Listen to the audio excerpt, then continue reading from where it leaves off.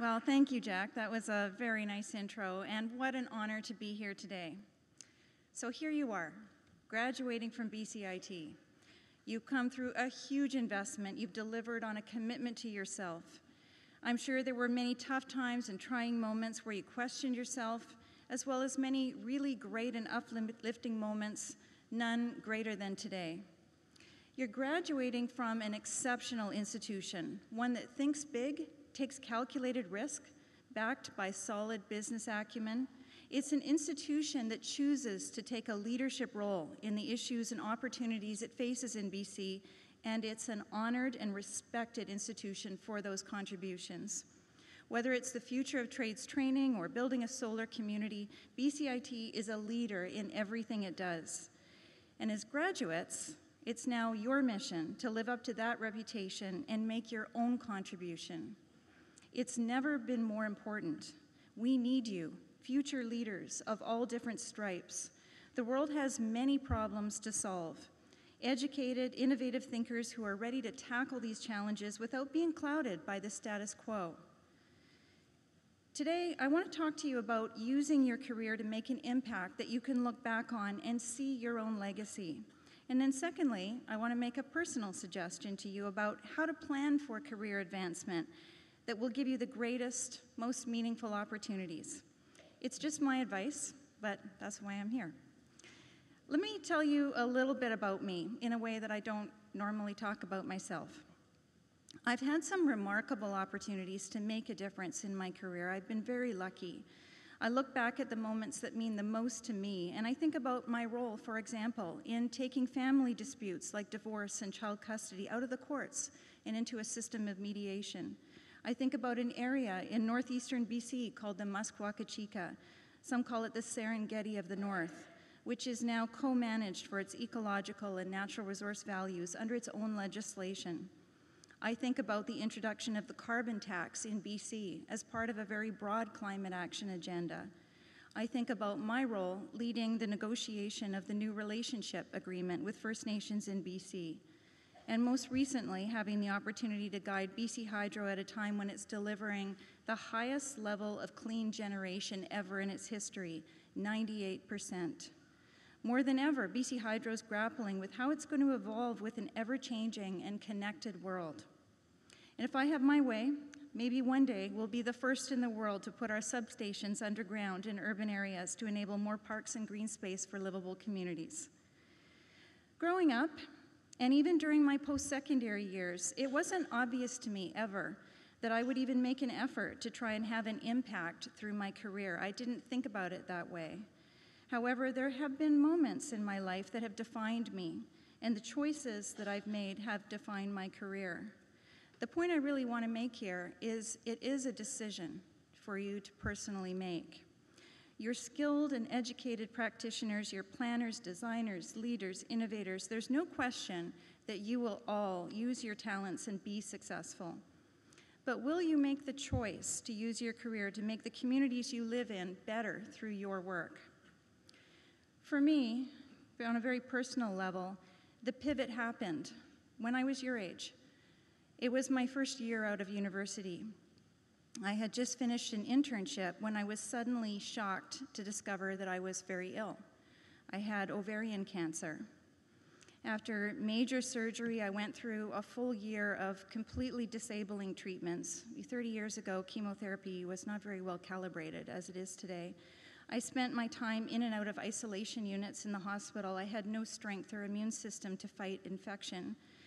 I lost hope completely in that year.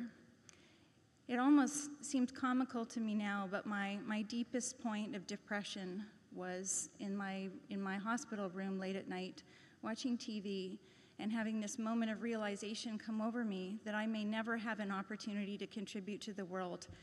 And here I'm watching TV, and this individual is contributing a toothpaste commercial. And I thought, how is that fair? And it was such a point of depression for me. I had the TV removed from my room. I couldn't function anymore about the reality, the possibility for me that I was never going to have a chance to make a contribution. I was lying in my hospital bed, an evening later that week. I had no hair. I was about 90 pounds, feeling sorry for myself. I was septic and had sores all through my mouth and couldn't eat. And I said to my mother, if I live through all this, I'm going to do something very extraordinary with my life. I meant it to the core of my very being, and I never turned away from that thought. Once I was well again, every time I had a choice or an opportunity in my career, I looked to the one that was the most meaningful, the most complex puzzle, the one that had the biggest purpose in making a difference, the one that I knew I'd be most proud of, not because of any profile it would bring me, but because of what it would accomplish if we could actually make it happen. I didn't care about promotions. I leaped off any cliff if there was something great that could be tackled. And this, ironically, as I look back, was the very key to what ended up leading me to the highest ranks in various organizations. I specifically took the time to move laterally, to pick up experience and knowledge, to show people what I could do and that I was a team player. This put me in high demand. Others who strove for promotions maxed out early because they didn't have the depth or the track record that I'd taken the time to gain. I, on the other hand, kept learning what I was capable of, loving what I was doing because I was so passionate about the impact that I could have. It gave me an opportunity to demonstrate that to other people. It made me sought after, and it made the opportunities show up at my doorstep. My advice to you is that by gaining experience and setting yourself apart, you'll get long-term payback. Looking for the early promotion before you've differentiated yourself in a meaningful way might lead to a quick payout, but not the same returns in your career over time. And this leads me to one final point that I want to share with you. In the time that I've led large organizations, I've had many opportunities to shape people's careers. I've noticed the bright lights, and I've given them a chance to shine. I've promoted people. I've created great teams. I'm able to recognize talent quickly, and I know the traits of successful leaders. But amongst those successful leaders is a certain subset that I call the truly great. What differentiates the truly great from the rest of the team's very wonderful and successful leaders is a certain quality that determines whether or not I would not just want them around me on the battlefield, but whether or not I would actually follow them into battle. That quality is hard to define. Successful leaders are intelligent, experienced, compassionate, able to support and enable their team. They're strategic and set goals. They understand risk, able to make strong and informed decisions. But that X factor of the truly great, something that's a bit hard to articulate, but I can also spot it immediately. These people naturally emanate a sense that they're at peace with themselves. They're comfortable to be around and to collaborate with. They don't doubt that they're making a contribution and that it's unique from the others. They can admit when they're wrong. They can look to others for advice. They're not self-conscious about what they offer, and on the flip side, what they don't. It's not the same thing as self-confidence, which any of us can muster up in the moment. It comes from a place of having confronted all those human qualities that cause us to question our self-worth and our place in the world, our insecurities, our painful pasts, the seeds of self-doubt that others have sowed for us.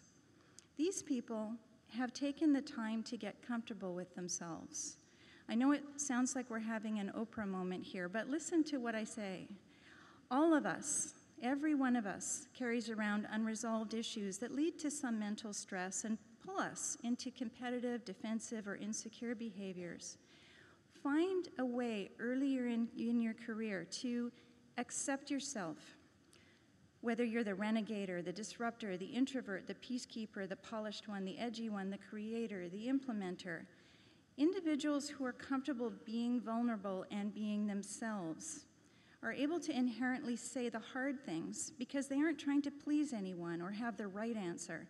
They naturally show up as leaders. Understand who you are, know your value, and work hard at being comfortable with yourself. It's not something you can just decide to do or be. You have to acknowledge it, focus on it, and work at it. It will lead you to great places in your life if you do, but most importantly for today, in your career. So to wrap up, here's the advice I've been trying to pass on. Look for the opportunity to have impact in your career. Life can be extraordinary, and you don't realize it without a traumatic experience to tell you that you only have that one chance, but use that chance to make a difference. Invest in differentiating yourself and creating a recognized track record before you start worrying about moving up the ladder. And likely if you do this, you won't have to worry about moving up because it will naturally happen. Thirdly, spend time getting to know yourself, accepting, getting comfortable with yourself, and people will look to you as a leader, one they would follow by choice. I'm not going to finish this by saying good luck because you don't need it. You already have everything you need. Congratulations.